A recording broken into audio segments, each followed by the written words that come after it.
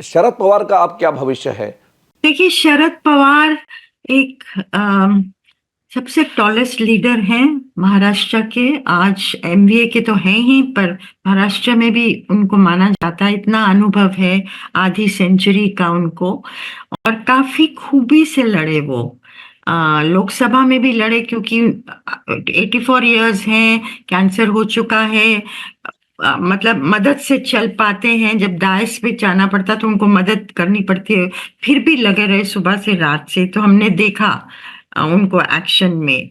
तो अब उनके लिए तो बहुत बड़ा झटका है ये, end of his political career में, कि एनसीपी टूटी नहीं, एनसीपी सिंबल ले गई, नाम ले गई अजीत पवार का जो ग्रुप है, और अब इस तरह की हार हुई असेंबली इलेक्शंस में।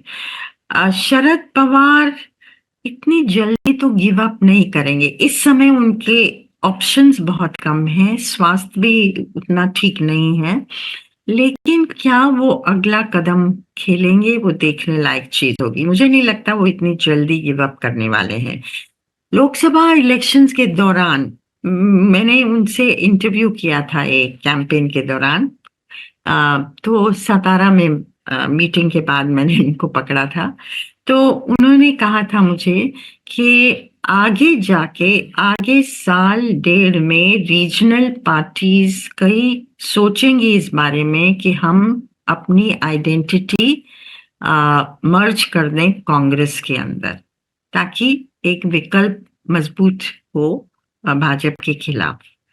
और उन्होंने कहा, मैंने पूछा उनकी पार्टी के बारे में, तो उन्होंने कहा मेरी पार्टी भी मैंने अभी विचार विमर्श नहीं किया है अपने कॉलीग से, लेकिन मैं करने जा रहा हूं।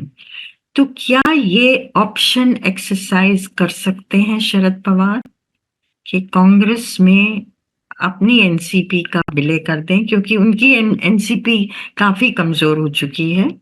और आइडियोलॉजिकली उन्होंने कई बार बीजेपी से को सपोर्ट करने की तो बात अंदर खाने हुई थी। जी।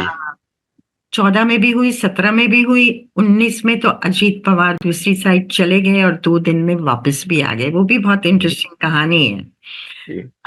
तो क्यों गए, क्यों आए? शरद पवार की मर्जी से गए और उनकी मर्जी से आए, ये मतलब, और फिर एमबीए का गठन हुआ।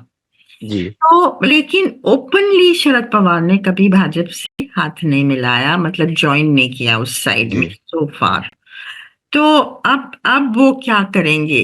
क्या उनकी छोटी सी पार्टी, उनकी बेटी है और लोग हैं जो लॉयल उनके साथ हैं, तो क्या उनके लिए बेहतर ऑप्शन रहेगा?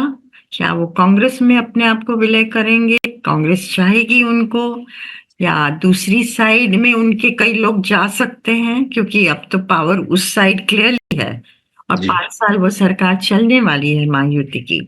तो शरद पवार के लिए बहुत ही डिफिकल्ट चॉइसेस हैं at the end of his political career.